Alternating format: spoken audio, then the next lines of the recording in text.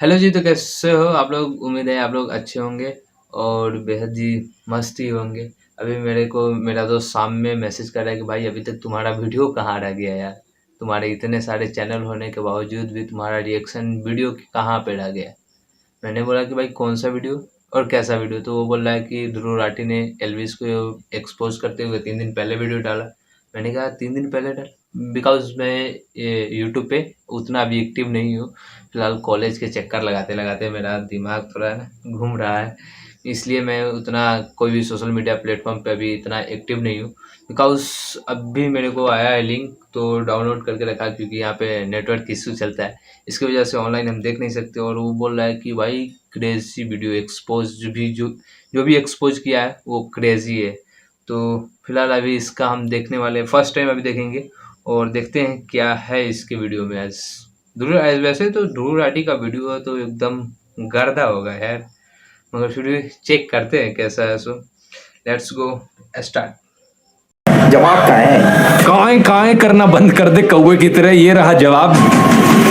शुरू में ही काय काय कौए के जैसा यार, क्या है यार? खतरनाक जॉर्ज सोरस जिनके बारे में इतनी कंस्पिरेसी थ्योरीज फैलाई जाती हैं, इनके बीजेपी के साथ मैंने डायरेक्ट लिंक्स दिखा दिए। लेकिन एल्विश ने जो लिंक बताया हर्ष मंदर का मेरे साथ, आप भी सुनकर चौंक जाएंगे कि कोई इस लेवल का बेवकूफ कैसे हो सकता है। वैसे मुझे तो लगता है ये खुद ही इतना बेवकूफ है, क्योंकि इसने ये भी नहीं नोटिस किया कि ये वाला जो आदिल अमन था जो मेरे फेसबुक ग्रुप में था, उसके नाम की स्पेलिंग अलग थी और इस वाले आदिल अमन के नाम की स्पेलिंग अलग है। ऑलरेडी तेरे ऊपर इतने सारे कोर्ट केसेस चल रहे हैं, जमानत पर तू बाहर है, और फिर वीडियो में ऐसी आकर बकवास करता है कि और तेरे ऊपर कोर्ट केसेस आ जाए।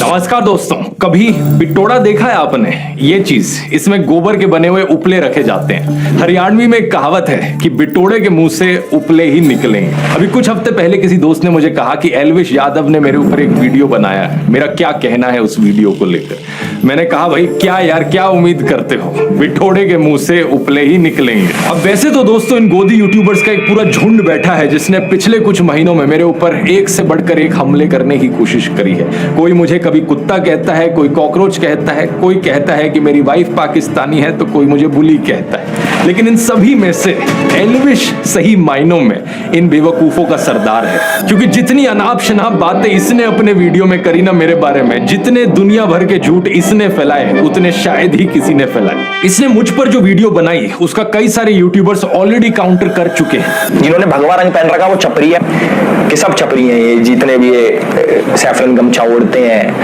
अरे एल्विस भाई, ध्रुव राठी ने ये कहीं नहीं कहा कि जो भगवा रंग पहनता है वो छपरी है, बल्कि वो लोग जो भगवा रंग पहन के मस्जिद के सामने जाकर हाथों में तलवार लेके घूमते हैं, वो लोग जो भगवा रंग पहन के राम का नाम खराब करते हैं, वो छपरी हैं।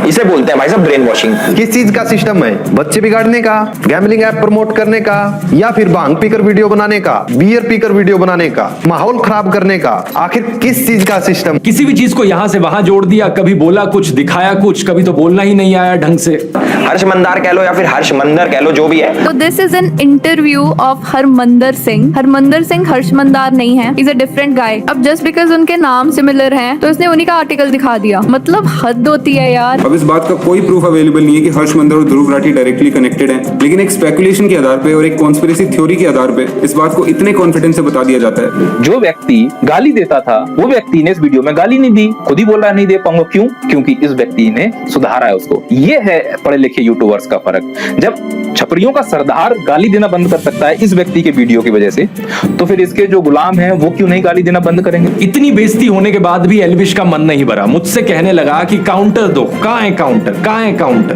काउंटर कहाँ है? काउंटर कहाँ है? जवाब कहाँ है? कहां करना बंद कर दे कौवे की तरह। काय काय कौए के जैसा करना बंद कर दे भाई, बंद कर। ये रहा जवाब। बस एक चीज कहूंगा, विक्टिम कार्ड मत खेलियो इस वीडियो को देखने के बाद। रोना धोना नहीं चलेगा, पहले भी तू टीवी पर बहुत रोया। लोग मेरे को बोलते थे बीजेपी का दल्ला। हमारे ध्रुव भाई को एंटी नेशनल्स में इतना इंटरेस्ट क्यों है? करने को कोई कुछ भी कर सकता है, पर इंसान कितना पागल होगा। बीजेपी की एक बड़ी पॉपुलर स्ट्रैटेजी है, आपने भी नोटिस किया होगा दोस्तों, कि जो भी इंसान बीजेपी की आलोचना करता है, ये बीजेपी वाले उसे एंटी नेशनल घोषित करते फिरते हैं। एल्विश ने भी यही किया कि ये इंसान एंटी नेशनल, वो एंटी नेशनल, फलाना एंटी नेशनल, ढिमकाना एंटी नेशनल। अब मेरे को वीडियो का इंट्रो देख के पसीना आने लगा, इसलिए मैं पहले ही रुमाल लेके बैठा था। मुझे मुझे पता है कि ध्रुव राठी का वीडियो आया है, तो इतने दिन बाद उसका रिप्लाई आया है तो कुछ क्रेजी होगा। इसलिए मैं पहले ही रुमाल लेकर बैठ गया कि भाई उसका वीडियो तो एकदम निश्चित है कि क्रेजी होगा। पसीना मेरे को आएगा क्योंकि फ़ैन चल नहीं रहा। फ़ैन चलेगा तो आप लोगों को मेरा आवाज़ मिलेगा नहीं क्लियर, इसकी वजह से फ़ैन बंद है। थोड़ा गर्मी सह लेंगे, पसीना छू रहा है, रुमाल से पोंछ लेंगे, मगर वीडियो को एंड तक देखें। किसी तरीके से इन सभी लोगों के ध्रुव राठी से कनेक्शन जोड़ दो और इसे भी एंटी नेशनल घोषित कर दो। मैंने तो एंटी नेशनल घोषित कर दिया। आइए पॉइंट बाय पॉइंट देखते हैं कि इसने एग्जैक्टली क्या कहा था। इसने बात करी थी आदिल अमन नाम के एक आदमी की। साल 2020 के अंदर ध्रुव राठी ने एक फेसबुक ग्रुप बनाया जिसके अंदर वो एडमिन थे और इस ग्रुप के अंदर बहुत सारे लोग थे। उसके अंदर एक इंपॉर्टेंट चेहरा था जिसका नाम है आदिल अमन।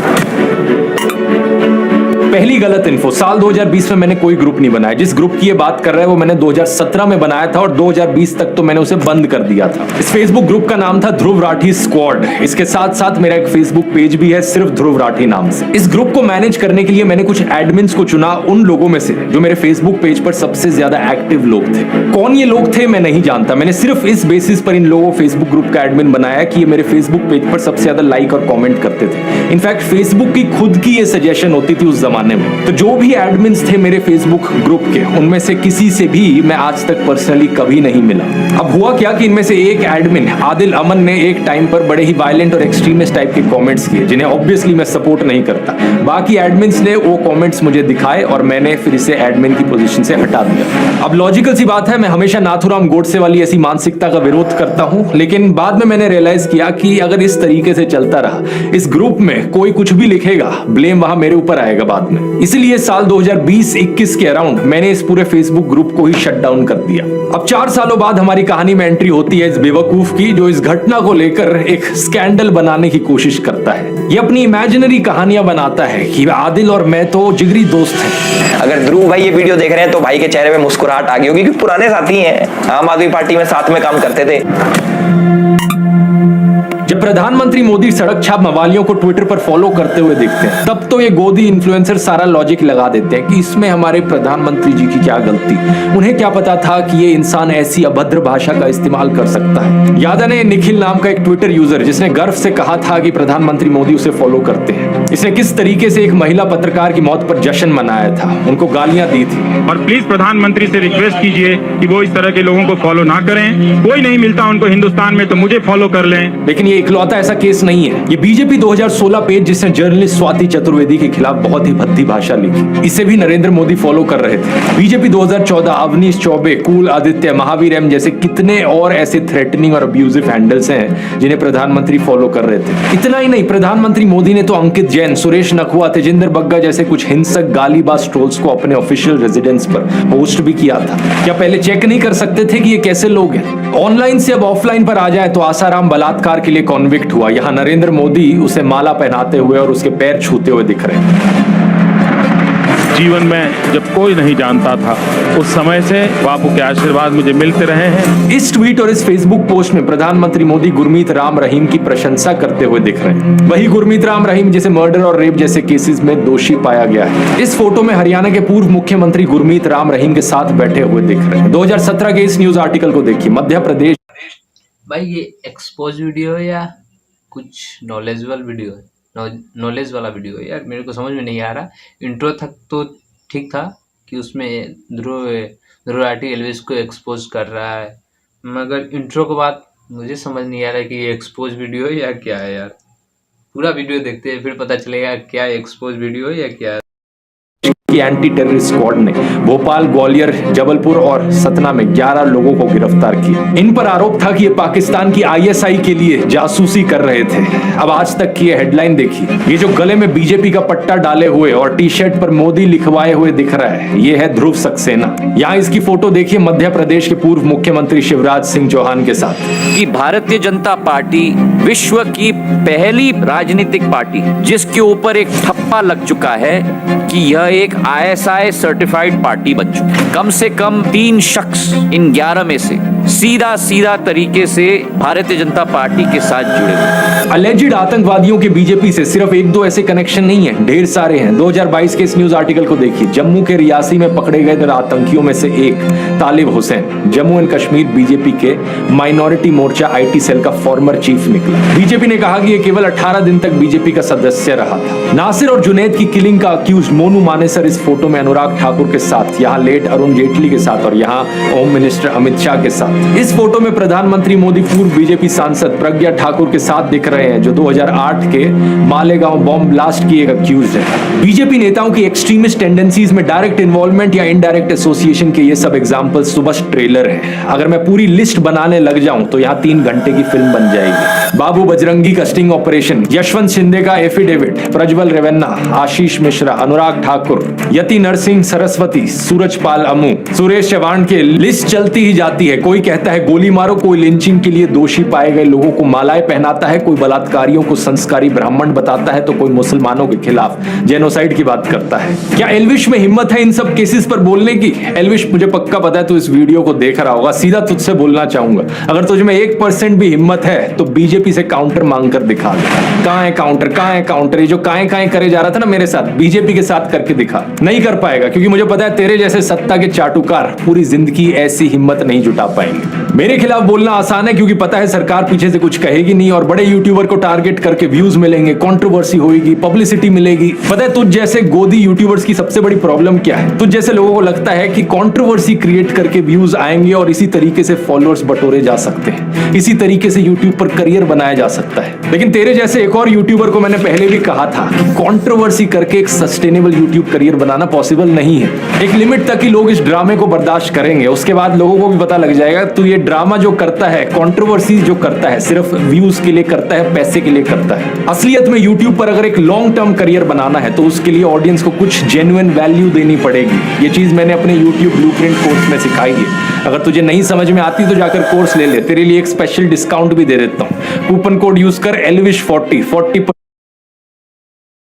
ऑफ मिलेगा। इस 7.5 घंटे के कोर्स में मैंने सब कुछ सिखाया है कि फिल्मिंग कैसे करनी है, एडिटिंग कैसे करनी है, मोनेटाइजेशन कैसे करी जाती है, इस करियर से पैसे कैसे कमाए जा सकते हैं बिना गैम्बलिंग और बेटिंग की एप्स को प्रमोट करें।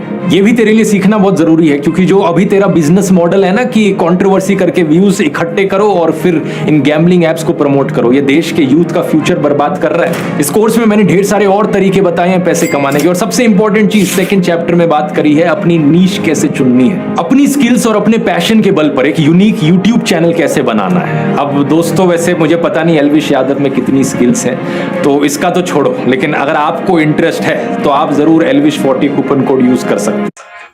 यहाँ पे एक रोस्ट तो हुआ भाई, उसी के नाम से कूपन कोड बना दिया। 40% डिस्काउंट भी मिल रहा है, special discount elvish40 coupon code दिया। दुर्गाटी नेक्स्ट लेवल यहाँ पे एक्सपोज हुआ है, यहाँ पे नेक्स्ट लेवल है भाई। जितने भी लोगों ने कोर्स लिया है उन्हें ये बेहद यूजफुल लगा है, और पिछले 10 सालों में यूट्यूब के करियर में मैंने जो भी कुछ सीखा है वो मैंने आपको इसमें सिखाया है। इस QR कोड को स्कैन कर सकते हैं या लिंक नीचे डिस्क्रिप्शन में भी मिल जाएगा। टॉपिक पर वापस आए तो आगे बंदा बात करता है जॉर्ज सोरोस की। तो हर्ष मंदार है वो जॉर्ज सोरोस के साथ काम करता है, जिसने 8,000 करोड़ की फंडिंग दे रखी है मोदी जैसे राष्ट्रवादी PM को हटाने के लिए और सरकार गिराने के लिए। ये जॉर्ज सोरोस वाला प्रोपेगेंडा आपने जरूर व्हाट्सएप यूनिवर्सिटी पर कभी ना कभी देखा होगा। इसमें illuminati, new world order, Pakistan, China, America, वामपंथी, JNU, toolkit gang, Khan market gang, Congress वगैरह इन सब की साथ में बात करी जाती है। एक बिल्कुल खिचड़ी बना दी जाती है इन सब बड़े बड़े वर्ड्स की, और ये खिचड़ी मोदी भक्तों को खिलाई जाती है गुड मॉर्निंग मैसेज के साथ व्हाट्सएप पर। एल्विश अपने वीडियो में बार बार कहता है कि गूगल कर लो, गूगल कर लो, तो आइए गूगल करके देखते हैं कि कौन है ये जॉर्ज सोरोस। जॉर्ज सोरोस एक हंगेरियन अमेरिकन बिलियनियर है, और वे एक investor, hedge fund manager, short seller और फिलैंथ्रोपिस्ट है। बहुत सारे बड़े बड़े शब्द हैं, मैं जानता हूं एल्विश को हजम नहीं हुए होंगे, तो उसने सीधा व्हाट्सएप खोला और देखा कि व्हाट्सएप पर जो लिखा है वो बता देता हूं। 1992 में इन्होंने अपनी शॉर्ट सेलिंग से बैंक ऑफ इंग्लैंड को हिला दिया था, $1 बिलियन का प्रॉफिट कमाया था। 1997 में इन्होंने थाईलैंड और मलेशिया की करेंसीज को शॉर्ट कर दिया था, जिसकी वजह से एक फाइनेंशियल क्राइसिस देखने को मिली थी। उसी साल इन्होंने दी अटलांटिक में एक आर्टिकल लिखा था जिसमें इन्होंने कहा कि वैसे तो मैंने फाइनेंशियल मार्केट्स में छप्पर फाड़ कमाई की है, लेकिन अब मुझे लगता है कि लेसे फेयर कैपिटलिज्म, यानी जहां कोई रेगुलेशंस ना हो, ऐसा कैपिटलिज्म एक खतरा है ओपन सोसाइटी के लिए। ओपन सोसाइटी का मतलब है कि ऐसी दुनिया जहां डेमोक्रेटिक गवर्नेंस हो, फ्रीडम ऑफ एक्सप्रेशन हो और इंडिविजुअल राइट्स के लिए रिस्पेक्ट की जाए। ऐसी सोसाइटी बनाने के लिए इन्होंने दुनिया के 100 देशों में अपनी ओपन सोसाइटी फाउंडेशन बनाई। इस ओपन सोसाइटी फाउंडेशन ने इंडिया में अपने कदम रखे साल 1999 में, जब अटल बिहारी वाजपेयी हमारे देश के प्रधानमंत्री थे। इनिशियली ये इंडियन इंस्टीट्यूशंस में स्टडी और रिसर्च के लिए स्टूडेंट्स को फेलोशिप्स और स्कॉलरशिप्स देते थे। ये सिर्फ साल 2014 में ही था कि इन्होंने अपना India specific grant making programme शुरू किया। इसके तहत इन्होंने अलग अलग सेक्टर्स में काम करने वाली लोकल ऑर्गेनाइजेशंस को सपोर्ट किया, जैसे कि साइको सोशल डिसेबिलिटीज वाले लोगों के लिए community living, public services, rights को स्ट्रेंथन करना, justice system reforms, medicine access. इनके सोशल इंपैक्ट इन्वेस्टमेंट्स ने 2 वेंचर्स को फंड किया है, नियो ग्रोथ और कैपिटल फ्लोट। इन दोनों वेंचर्स ने इंडिया के 40,000 से ज्यादा छोटे बिजनेसेस को $300 मिलियन की अफोर्डेबल फाइनेंसिंग दी है। जैसे कि 2017 का ये न्यूज आर्टिकल देखिए, कैपिटल फ्लोट फाइनेंशियल ईयर 2018 में 5,000 करोड़ के लोन्स डिसबर्स करेगी स्मॉल और माइक्रो बिजनेसेस को। 2022 में कैपिटल फ्लोट का नाम हो गया एक्सियो। थोड़ा और गूगल करोगे तो पता चलेगा कि इस कंपनी के फाउंडर्स कौन हैं, गौरव हिंदुजा और शशांक ऋष्यश्रिंग, जिन्होंने स्टैनफोर्ड यूनिवर्सिटी से अपनी MBA की है। और गौरव हिंदुजा के बारे में अगर आप गूगल करोगे तो इनका ट्विटर अकाउंट सामने आएगा, जिसमें इनके वेरीफाइड फॉलोअर्स में आप देख सकते हो बीजेपी के नेता कपिल मिश्रा।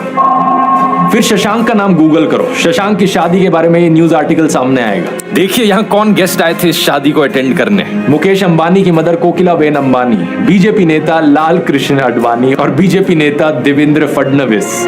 तो ये एलिजिडली खतरनाक जॉर्ज सोरोस, जिनके बारे में इतनी कंस्पिरेसी थ्योरीज फैलाई जाती हैं, इनके बीजेपी के साथ मैंने डायरेक्ट लिंक्स दिखा दिए। लेकिन व्हाट्सएप पर झूठी खबरें क्या फैलाएंगे ये लोग कि भाई मुझे जॉर्ज सोरोस से फंडिंग आती है। इंडियन एक्सप्रेस की एक इन्वेस्टिगेशन से पता चला कि जॉर्ज सोरोस की ओपन सोसाइटी फाउंडेशन के वर्ल्ड वाइड 68 ऐसे प्रोजेक्ट्स हैं जिनकी फंडिंग होती है UN डेमोक्रेसी फंड से, और इंडिया इस यूनाइटेड नेशंस डेमोक्रेसी फंड में 4th हाईएस्ट कंट्रीब्यूटर है। इसका मतलब समझ रहे हो दोस्तों, इनडायरेक्टली जॉर्ज सोरोस की फंडिंग करती है मोदी सरकार। इन्हीं जॉर्ज सोरोस ने चाइना के जी जिनपिंग के बारे में कहा कि चाइना के प्रेसिडेंट ओपन सोसाइटीज के लिए सबसे खतरनाक ओपोनेंट है।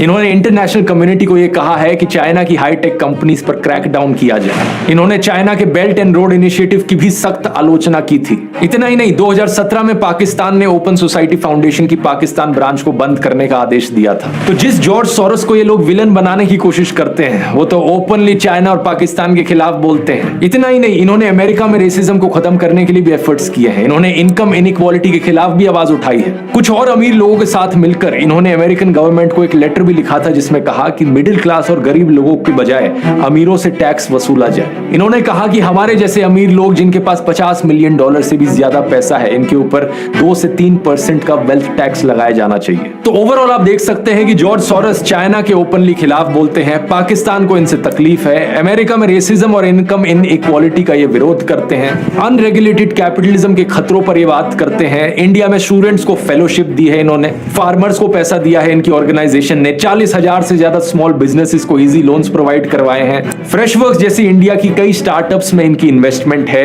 और इंडियन गवर्नमेंट यूनाइटेड नेशंस के डेमोक्रेटिक फंड में डोनेट करती है, जहां से इनके वर्ल्ड वाइड प्रोजेक्ट्स को पैसा मिलता है। यहां तक सुनने में तो सब ठीक ही लग रहा है, तो फिर प्रॉब्लम क्या है? प्रॉब्लम यह है कि इन्होंने इंडिया में डेमोक्रेसी के इरोजन पर कंसर्न जताया। प्रॉब्लम यह है कि इन्होंने नरेंद्र मोदी के खिलाफ भी बोला। प्रधानमंत्री मोदी और गौतम अडानी के एलिजिड नाजायज संबंधों के बारे में इन्होंने बात की। इन्होंने कहा कि नरेंद्र मोदी को अडानी क्राइसिस पर सवालों के जवाब देने होंगे ताकि फॉरेन इन्वेस्टर्स का विश्वास ना डगमगा। Modi and business tycoon Adani are close allies. Modi is silent on the subject, but he will have to answer questions from foreign. नींद आ रहा है यार, बहुत रात, ज्यादा रात हो गया है। कितना 12 बज गए। थोड़ा सा स्पीड करते हैं वीडियो को, इतना धीरे देखेंगे तो investors and in parliament. और आप तो जानते ही हो कि गोदी इकोसिस्टम के हिसाब से मोदी भारत है और भारत मोदी है इन लोगों के लिए। इसलिए कोई भी प्रधानमंत्री मोदी की आलोचना करे, इन लोगों का गैंग उसे भारत विरोधी डिक्लेयर कर देता है, फिर चाहे वो रियाना हो, भारत के किसान हो या फिर जॉर्ज सोरोस हो। अब ये सारा तो व्हाट्सएप और गोदी मीडिया पर घूम रहा प्रोपेगेंडा है, लेकिन एल्विश की बेवकूफी तो इससे भी ज्यादा कमाल की है। एल्विश कहता है कि जॉर्ज सोरोस को राहुल गांधी की आंटी जानती है, इसलिए वो आंटी हमारे देश के लिए खतरा है। जो हमारे जॉर्ज सोरोस है वो हमारे राहुल गांधी जी की आंटी फौरी नेहरू के बहुत ही करीबी दोस्त है।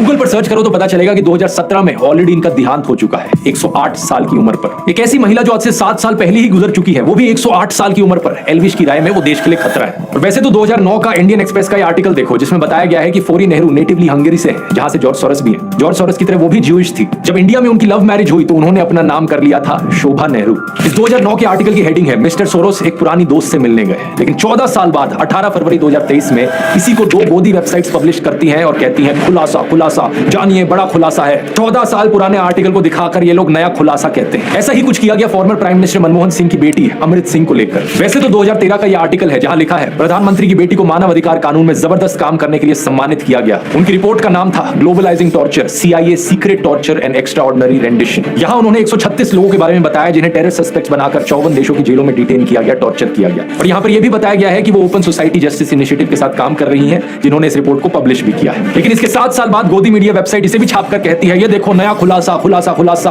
लेकिन लेटेस्ट इंफॉर्मेशन अगर पता करने की कोशिश करी होती तो अब ये ओपन सोसाइटी फाउंडेशन में काम कर भी नहीं रही है। अब ये स्टैनफोर्ड यूनिवर्सिटी में लॉ की प्रोफेसर है। इसके बाद एल्विश बात करता है हर्ष मंदर की। हर्ष मंदार कह लो या फिर हर्ष मंदर कह लो, जो भी है। नहीं, पहली बात तो जो भी नहीं होता है, हर्ष मंदर है उनका नाम। कल को तेरे नाम को भी ऐसे करके कोई बोले कि एल्विश कह लो या एल्विश कह लो, जो भी है, ऐसे नहीं। ये एकदम राइट है भाई, जो जिसका नाम है वो एकदम परफेक्ट बोलो, या तो फिर एक मरतबा ही बोलो, जो भी है या ये कह लो या वो कह लो। ये अच्छा नहीं लगता भाई। जो भी है एक ही नाम होगा, किसी का भी एक नाम बोलो। नहीं बोलने आता है तो भाई ये स्पेलिंग वहाँ पे डायरेक्टली स्पॉट पे डाल दो कि हाँ ये स्पेलिंग है भाई, मेरे को नहीं बोलने आ रहा, मैं नहीं बोल पा रहा, यहाँ पे आप लोग पढ़ लो अपने से। ऐसा कुछ नहीं।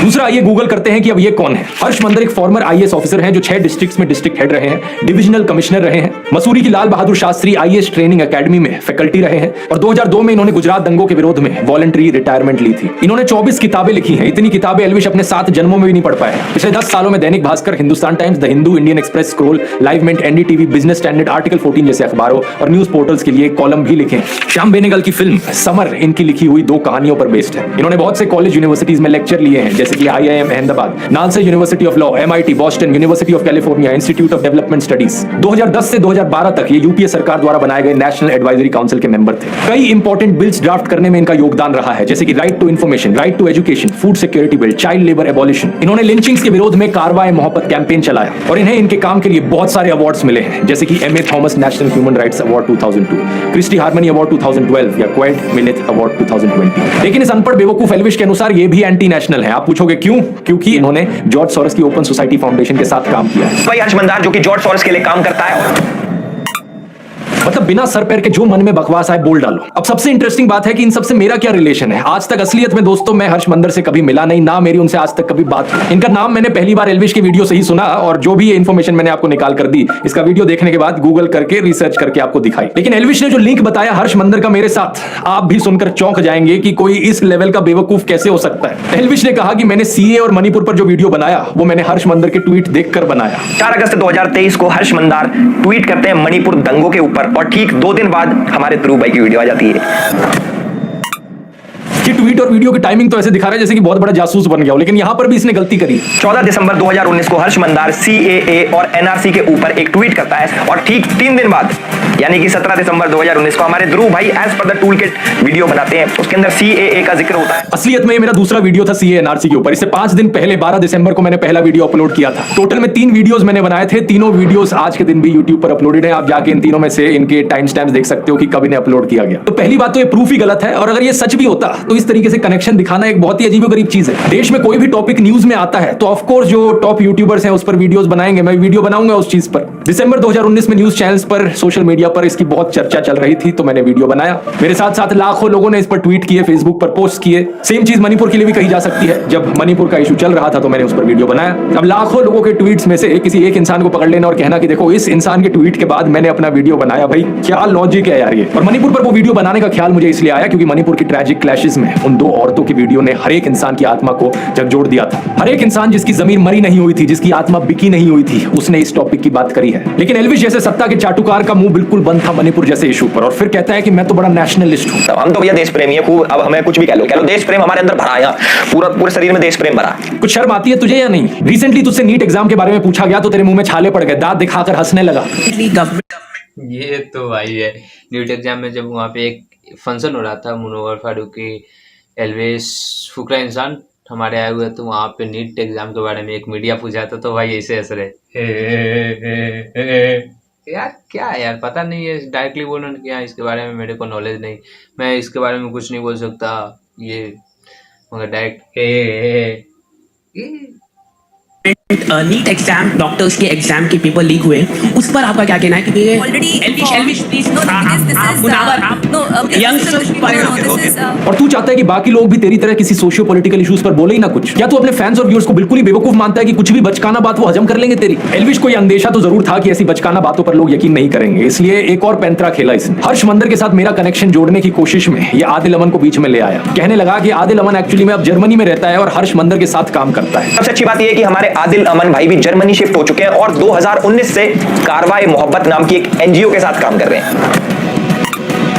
इसके लिए इसने एक फेसबुक प्रोफाइल दिखाई पीछे प्रूफ के तौर पर, और जानते हो क्या दोस्तों, ये किसी और आदिल अमन की फेसबुक प्रोफाइल थी। लिटरली यहाँ पर दो अलग अलग इंसानों की बात करी जा रही थी। या तो ये खुद इतना बेवकूफ है कि इसने चेक भी नहीं किया कि यहाँ पर किसका फेसबुक प्रोफाइल दिखा रहा है, या फिर ये सही मायनों में अपने व्यूअर्स को बेवकूफ समझता है। वैसे मुझे तो लगता है ये खुद ही इतना बेवकूफ है, क्योंकि इसने ये भी नहीं नोटिस किया कि ये वाला जो आदिल अमन था जो मेरे फेसबुक ग्रुप में था, उसके नाम की स्पेलिंग अलग थी और इस वाले आदिल अमन के नाम की स्पेलिंग अलग है। ये नहीं सोचा इसने कि सेम इंसान कैसे हो सकते हैं। ये जो दूसरा वाला आदिल अमन है, इसकी ये फेसबुक पोस्ट देखी 1 जून 2024 की शाम को मुझे दोस्तों ने बताया कि मेरा नाम एक फेसबुक प्रोफाइल एल्विश यादव नाम के यूट्यूबर द्वारा मिसयूज किया जा रहा है। एल्विश जो अभी जमानत से बाहर है, उसके यूट्यूब पर 15 मिलियन सब्सक्राइबर्स है और इंस्टाग्राम पर 16 मिलियन फॉलोअर्स। मैं एक रिसर्चर हूं और यूनिवर्सिटी ऑफ ग्योटिंगन में मास्टर्स कर रहा हूं। मेरा किसी भी राजनीतिक पार्टी या उनके स्टूडेंट विंग से कोई भी एफिलिएशन नहीं है, जैसा कि एल्विश ने अपने वीडियो में दावा किया। वीडियो से ही ये क्लियर है कि एल्विश ने जिस कमेंट की बात की है वो मैंने नहीं किया, और मेरी फेसबुक प्रोफाइल का इस्तेमाल किया गया मेरे फॉर्मर एम्प्लॉयर हर्ष मंदर और ध्रुव राठी के बीच लिंक दिखाने के लिए। इस जानबूझकर की गई डिफेमेशन, मिस रिप्रेजेंटेशन की वजह से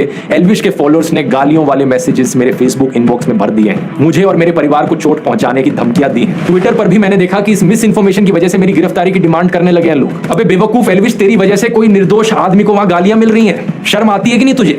आगे देखिए क्या लिखा है। मेरे वकील ने 3 जून को एल्विश यादव को एक लीगल नोटिस भेजा, ये बताते हुए कि जो कमेंट उसने मुझे एट्रीब्यूट किए हैं वो कमेंट मैंने किए ही नहीं, और ना ही मैंने किसी प्रोटेस्ट को ऑर्गेनाइज किया है। हमने उसे 3 दिन दिए थे वीडियो हटाने के लिए और एक क्लैरिफिकेशन इशू करने के लिए। 3 दिन बीत चुके हैं और अब मैं एल्विश यादव के खिलाफ एक लीगल केस करूंगा, मेरी रेपुटेशन को नुकसान पहुंचाने के लिए और मेरे परिवार की सेफ्टी को थ्रेटन करने के लिए। इसलिए मैंने वीडियो के शुरू में ही कहा था, रोना मत एल्विश, जो तू बकवास करता है उसका एक्चुअली में किसी की लाइफ पर असर पड़ता है। ऑलरेडी तेरे ऊपर इतने सारे कोर्ट केसेस चल रहे हैं, जमानत पर तू बाहर है, और फिर वीडियो में ऐसी आकर बकवास करता है कि और तेरे ऊपर कोर्ट केसेस आ जाए। एल्विश ने अपने वीडियो में कहा कि कोई भी आर्टिकल फार्टिकल दिखाकर किसी को भी कुछ भी साबित किया जा सकता है। मान लो कैमरामैन है, मुझे इसको गलत साबित करना है, मैं भाई कर दूंगा, कैसे न कैसे करके आर्टिकल पार्टिकल दिखा के। और यही चीज एग्जैक्टली एल्विश ने अपने वीडियो में करी। मैं पूछना चाहूंगा, जरा अपनी ऑडियंस को बता दे, ये सब जो तूने किया सिर्फ व्यूज और पैसे के लिए किया या फिर ऊपर से कोई पे भी कर रहा था तुझे? हर्ष मंदर की बात करते हुए इसने एक आर्टिकल दिखाया, एक लाइन को अंडरलाइन कर दिया कि मेरे माता पिता तांजानिया में ब्रिटिश पुलिस के लिए काम करते थे। अब इस आर्टिकल को देखो, यहां तो मंदर की बजाय सिंह लिखा है। इस आर्टिकल की ये लाइन को मैंने गूगल पर सर्च किया डबल कोट्स के साथ, तो ये वाला आर्टिकल सामने आया। ये एक इंटरव्यू था कैप्टन हरमंदर सिंह के साथ, जो कि एक बहादुर ऑफिसर थे। इनका जन्म साल 1926 तांजानिया में हुआ था, और जब वो सिर्फ 33 साल के थे, यानी कि 1959 में चाइना ने तिब्बत पर अटैक कर दिया था। उस समय कैप्टन हरमंदर सिंह ने दलाई लामा को बचाकर भारत लाने में एक अहम भूमिका निभाई थी। पद्म अवार्ड्स की सरकारी वेबसाइट पर हम देख सकते हैं कि इन्हें 1960 में पद्मश्री से सम्मानित किया गया। अब एल्विश और कुछ नहीं तो कम से कम ऐसे बहादुर ऑफिसर का तो सम्मान कर लेता। माना कि तू अनपढ़ टाइप का है, लेकिन क्या इतना भी पढ़ना नहीं आता कि हर्ष मंदर और हरमंदर सिंह में डिफरेंशिएट कर सके? और वैसे मैं आपको बता दूं दोस्तों, हर्ष मंदर इन्हीं कैप्टन हरमंदर सिंह के बेटे हैं। यहां पर अगर हर्ष मंदर भी चाहे तो वो भी सीधा सीधा एल्विश के ऊपर डिफेमेशन का केस कर सकते हैं। इतना ही नहीं, former prime minister Manmohan Singh ji की बेटी अमृत सिंह के खिलाफ जो तूने झूठ फैलाया है वो भी केस कर सकती है तेरे ऊपर। और तो और मैं भी केस कर सकता हूं तेरे ऊपर डिफेमेशन का। मेरे लॉयर ने कहा कि जो भी तूने बकवास करी है इस वीडियो में वो सीधे तौर पर क्रिमिनल डिफेमेशन का केस बनता है। अगर ये सारे और केसेस कल को तेरे ऊपर हो गए तो फिर विक्टिम कार्ड मत खेलियो। मैंने पहले ही वार्न किया था इस वीडियो में। जितने फालतू के फर्जी लिंक्स एल्विश ने मेरे बनाने की कोशिश करी और लोगों के साथ, उससे सीधा कनेक्शन मैं इसका बना सकता हूं। एल्विश ने अपने एक वीडियो में अखिलेश यादव को सपोर्ट दिखाया था। वैसे हम तो भाई अखिलेश के सपोर्ट है भाई, यादव बिरादरी जिंदाबाद कर रखी है हमने पूरे यूपी में, तो भाई बताओ कि क्यों ना करें हम अखिलेश को सपोर्ट। अखिलेश यादव के अलायंस पार्टनर कौन है? राहुल गांधी। तो अगर ये राहुल गांधी को देशद्रोही ठहरा रहा था वहां पर अपने वीडियो में, तो ये खुद भी देशद्रोही हुआ। और दूसरी तरफ बीजेपी से भी तेरे इतने ही लिंक्स हैं, इतने सारे पॉलिटिशियंस के साथ जाकर तूने फोटो खिंचाई है, शो ऑफ किया है, अपना सपोर्ट जताने की कोशिश करी है। तो चाहे इस तरफ से हो चाहे उस तरफ से, तेरे भी फालतू के कैसे कनेक्शंस बनाए जा सकते हैं और तुझे भी एंटी नेशनल घोषित किया जा सकता है। मैंने तो एंटी नेशनल घोषित कर दिया, अब देखो एनआईए ने पकड़ लिया। एल्विश तेरे जितने भी झूठ पकड़े हैं मैंने अभी तक सिर्फ 5-6 मिनट के वीडियो के सेक्शन में यार पकड़े नहीं पकड़े। पकड़े हैं, अभी तो और झूठ पकड़ने बाकी है। पकड़ लिया तूने और बहुत सारे आरोप पकड़ने बाकी है, पकड़ने बाकी नहीं है, पकड़ने बाकी है यार। लगाए थे मेरे ऊपर कि कैसे मैंने अपने व्हाट्सएप चैनल पर झूठी जानकारी फैलाई, टेलीग्राम पर पोर्नोग्राफिक कंटेंट शेयर किया, क्या क्या बकवास तू इमेजिन करता है। कभी तूने कहा कि मैं कोई फर्जी कॉइन प्रमोट करता हूं, कभी तूने कहा कि मेरा आम आदमी पार्टी के साथ लिंक है। जो तूने गंदगी फैलाई है इसको साफ करने में एक और वीडियो लगेगा। आगे के एक वीडियो में दोस्तों बाकी सारे आरोपों को भी डिटेल में समझेंगे और इस एल्विश यादव की असली पर्सनैलिटी को भी पकड़ेंगे। इतने एल्विश थोड़ा इंट्रोस्पेक्ट कर, अंकल आंटी से जाकर बात कर, उन्हें वीडियो दिखा, उन्हें भी बता कि कितने और कोर्ट केसेस अब तेरे ऊपर किए जा सकते हैं। और हाँ, विक्टिम कार्ड मत खेलना, मुझे नहीं चाहिए कि तू दोबारा से जाकर किसी न्यूज चैनल पर रोना धोना कर। अगर आपको दोस्तों इंटरेस्ट है यूट्यूब को पार्ट टाइम जॉब या बाकी के एड्स मेरे को नहीं देखना।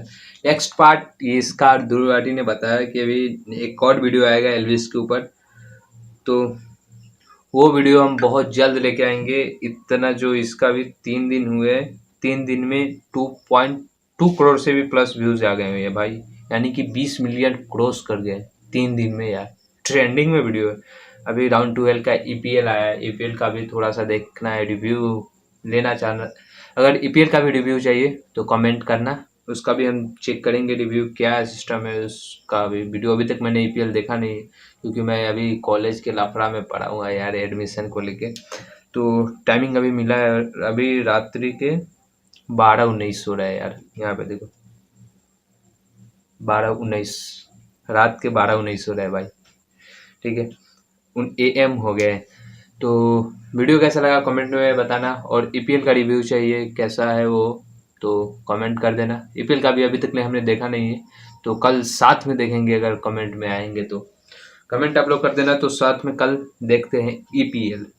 तब तक के लिए चैनल पे होंगे तो चैनल को सब्सक्राइब कर लेना। तब तक के लिए मिलते हैं फिर एक कल न्यू वीडियो के साथ।